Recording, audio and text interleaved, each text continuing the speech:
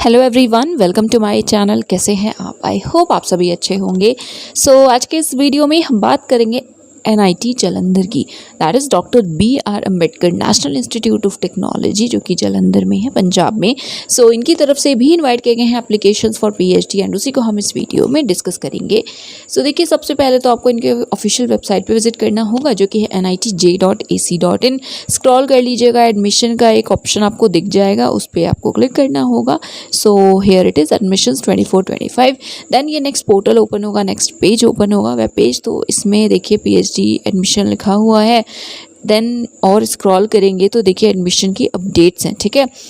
इसमें है advertisement and yes fee structure भी है। बाकी इस स्कीम में अगर अप्लाई किया है तो सिलेक्टेड कैंडिडेट्स की लिस्ट भी है। तो चलिए हम देखते हैं पहले एडवर्टीजमेंट। जी, तो ये है advertisement, admission to full time and part time PhD programme, right. तो हाउ टू अप्लाई, एप्लीकेशन का लिंक अभी मैं आपको शो कर दूंगी। वैसे जब आप उस लिंक पे क्लिक करेंगे ना, जो अभी हमने इससे पहले वाले वेब पेज पे देखा था, उसके बाद जो पेज खुलता है उसमें 3 ऑप्शन है, अप्लाई का है, एक कोरिगेंडम में और एक एडवर्टीजमेंट का है, राइट। उसके through you can apply. I will show you. Anyway, how to apply में लिखा हुआ है। अगर एक से ज़्यादा डिपार्टमेंट क्लिक कर रहे हैं, प्रोग्राम क्लिक कर रहे हैं तो सेपरेटली करिएगा। एप्लीकेशन फ़ी 1000 है and SC ST PWD candidates के लिए 500 है। ऑनलाइन ही पे करना है, ऑनलाइन ही अप्लाई करना है, हार्ड कॉपी नहीं भेजना है, ठीक है। एंड कुछ भी हो जाए एप्लीकेशन फ़ी रिफंड नहीं होगी एंड ये नहीं करेंगे। लास्ट डेट यहाँ पे 28 अप्रैल एंड हमने जो NIT का वीडियो देखा था लास्ट डेट्स का, उसमें से कवर किया भी था, राइट। एनीवे, अब हम बात करते हैं वन बाय वन ये जो इन्फॉर्मेशंस हैं। देखिए, सबसे पहले एरियाज़ हैं, ठीक है। ऑल्सो डिपार्टमेंट के जो HOD वगैरह हैं उनकी ईमेल आईडी, उनका ईमेल एड्रेस दिया हुआ है, तो इन जस्ट इन केस आपको कांटेक्ट करना हो तो आप कर सकते हैं, राइट। सबसे पहली कैटेगरी है PhD फुल टाइम, जिसमें फाइनेंशियल सपोर्ट आपको इस इंस्टीट्यूट से मिलेगा। एंड पार्ट टाइम, यही कैटेगरी है विदाउट फाइनेंशियल सपोर्ट। तो पार्ट टाइम कर रहे हैं तो आपको क्यों सपोर्ट मिलेगा, राइट। ये हैं रिसर्च के एरियाज़, देख लीजिएगा जिसमें भी आपको इंटरेस्ट है। डिपार्टमेंट्स में देखिए बायोटेक्नोलॉजी है, then chemical engineering, civil engineering, computer science and engineering, electrical engineering, then electronics and communication engineering, information technology, instrumentation and control engineering, then next industrial and production engineering, mechanical engineering, textile technology, then humanities and management है। यहाँ पे देख सकते हैं आपकी जो areas हैं वो क्या क्या हैं। English, gender studies, cultural studies, then feminism, transgender, queer, then men studies, diaspora, ELT वगैरह ये सब है। देन मैनेजमेंट के एरियाज़ हैं, then physics, chemistry, mathematics and computing, the centre for energy and environment. Criteria की बात करते हैं तो देखिए, सबसे पहले यहाँ पे मेंशन है इंजीनियरिंग डिपार्टमेंट्स के लिए एंड यस, तो मास्टर्स डिग्री होनी चाहिए 60% मार्क्स के साथ। एंड मास्टर्स है तो ऑब्वियसली बैचलर्स तो किया ही होगा, तो ये दोनों डिग्रीज़ हैं फर्स्ट क्लास के साथ 60% मार्क्स के साथ। क्वालिफाइंग में होना चाहिए, दैट इज़ मास्टर्स में, राइट। तो आप एलिजिबल हैं, आप अप्लाई कर सकते हैं। जो सारे इंजीनियरिंग डिपार्टमेंट्स हैं उनके लिए यहाँ पे है असिस्टेंटशिप चाहिए, तो गेट रिक्वायर्ड है, गेट आपके पास होना चाहिए। हाउएवर मास्टर्स डिग्री इंजीनियरिंग मतलब पार्ट टाइम में ऑब्वियसली बिना गेट के भी you can join, but if you want assistantship, if you want fellowship, then yes आपके पास गेट होना चाहिए। नेक्स्ट है सभी इंजीनियरिंग डिपार्टमेंट्स के लिए सीरियल नंबर्स भी लिखे हुए हैं। डायरेक्ट PhD एडमिशन भी अवेलेबल है। आपने BTech BS किया है 4 ईयर का, इनमें से कोई भी CGPA 8.5 या उससे ज़्यादा है, 80% मार्क्स है एंड वो किसी CFTI से किया है, तो यस आप एलिजिबल हैं। बट हाँ, गेट आपके पास होना चाहिए, तो आप भी एलिजिबल हैं डायरेक्टली अप्लाई करने के लिए। नेक्स्ट यहाँ पे डिपार्टमेंट स्पेसिफिक है, तो जैसे डिपार्टमेंट ऑफ बायोटेक्नोलॉजी है, I am sorry for this. Biotech है तो इसमें देखिए BE BTech एंड और ME MTech होना चाहिए रेलिवेंट ब्रांच से। तो देखिए BE या मतलब बैचलर्स या मास्टर्स दोनों में से कोई एक, इनमें से किसी ना किसी सब्जेक्ट में होना चाहिए, then you are eligible for biotechnology. अगर नहीं है तो यू आर नॉट एलिजिबल।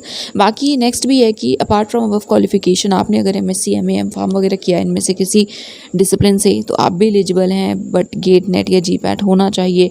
तो इस तरह से डिफरेंट पॉइंट्स हैं। तो प्लीज़ आप अगर बायोटेक में अप्लाई करना चाहते हैं तो पढ़ लीजिएगा अच्छे से। अगर इनमें से किसी क्राइटेरिया के थ्रू आप एलिजिबल हैं, के अंडर एलिजिबल हैं, तो येस यू कैन अप्लाई।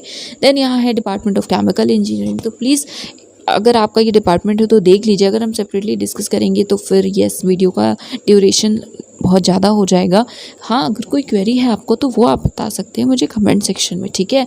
यहाँ डिपार्टमेंट वाइज है। अब आपने देखा ह्यूमैनिटीज़ में इंग्लिश के सब्जेक्ट्स हैं, लिंग्विस्टिक्स है, तो इसलिए इंग्लिश में मास्टर्स डिग्री हो या लिंग्विस्टिक्स में हो तो आप एलिजिबल होंगे। ओके, सो यस, बाकी देखिए ये भी नोट में जो पॉइंट है इसको पढ़ लीजिएगा, राइट।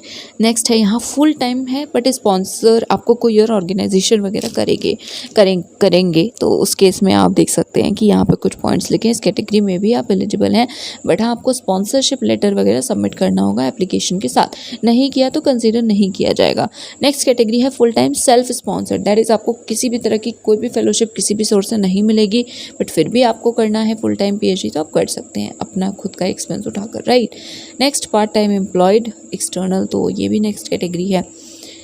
इसमें भी काफ़ी सारे पॉइंट्स हैं, राइट। सो नेक्स्ट है एक्सटर्नल फेलोशिप वगैरह है, अगर GRF वगैरह तो आप भी एलिजिबल हैं फुल टाइम PhD के लिए, आप भी अप्लाई कर सकते हैं। And next is part time project staff, या वो वो स्टाफ जो इसी इंस्टीट्यूट में वर्क कर रहे हैं उनकी कैटेगरी है। सो कैटेगरीज डिफरेंट हैं। अब आपकी जो भी कैटेगरी है जिसके लिए आप अप्लाई करना चाहते हैं एक बार उनके पॉइंट्स को देख लीजिएगा, राइट। देन सीट मैट्रिक्स, तो सीट की बात करते हैं। सो देखिए अगेन यहाँ पे कैटेगरी वाइज सीट्स हैं, तो हम टोटल सीट्स कैटेगरी वाइज देख लेते हैं। सो बायोटेक्नोलॉजी टोटल 9 सीट्स हैं इंस्टीट्यूट स्कॉलरशिप फेलोशिप कैटेगरी के लिए। बाकी अगर आप GRF वगैरह हैं, आपको फेलोशिप ऑलरेडी मिलेगी किसी और एजेंसी के थ्रू, तो उसके अंडर 9 सीट्स हैं। ये है पार्ट टाइम PhD के लिए, तो इस केस में 7 सीट्स अवेलेबल हैं। देन प्रोजेक्ट्स के अंडर 7 है, ठीक है, तो टोटल 32 सीट्स हैं। तो येस, देन सिविल इंजीनियरिंग 15। तो आई थिंक अब आप समझ गए होंगे, सबसे पहले इंस्टीट्यूट फेलोशिप कैटेगरी है, फिर GRF या इंस्पायर फेलो वगैरह आप है, कोई और एजेंसी आपको फेलोशिप देगी। नेक्स्ट है पार्ट टाइम, किसी भी सोर्स से कोई फेलोशिप नहीं, और उसके बाद है प्रोजेक्ट, ठीक है। सो अब हम ऐसे ही डिस्कस करते हैं। सो सिविल में 15, then 1, 11, 9, so 27। Chemical engineering 16, 10, 25, 13, 64 total. Computer science and engineering 20 fellowship category, then 14, 17 and total जो सीट्स हैं वो 51 है। Then electronics and communication 21, 15, 31, 6 and total 73 seats हैं, ठीक है। Next instrumentation and control engineering total 37 seats हैं, कैटेगरी वाइज है 16, 17 and 4, ठीक है। यहाँ पे GRF के लिए सीट्स नहीं है, ये देखा आपने, ये इंटरेस्टिंग है। नेक्स्ट यहाँ पे इन मैकेनिकल इंजीनियरिंग है, I guess no, industrial and production engineering total 24 seats हैं।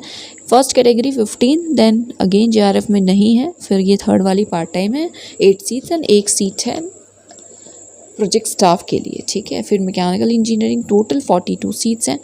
तो अब हम टोटली देख लेते हैं। So textile technology total 22 seats, physics total 24, chemistry total 21, mathematics and computing total 26, humanities and management total 20, then centre for energy and environment total 31, information technology 35, electrical engineering 15, total 554 seats हैं जो कि available हैं।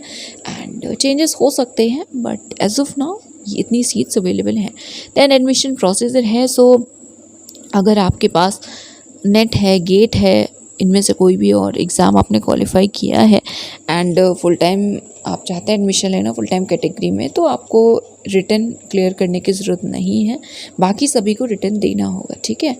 तो yes, यही है कि gate net ये सब में से अगर कोई क्वालिफिकेशन है फ्रॉम आउटसाइड एजेंसी और इंस्टीट्यूट एग्जामिनेशन, तो बेसिकली द थिंग इज़ कि अगर इनमें से कोई क्वालिफिकेशन है तो आप एग्जेम्प्टेड हैं, आप डायरेक्टली इंटरव्यू दे पाएंगे, ठीक है।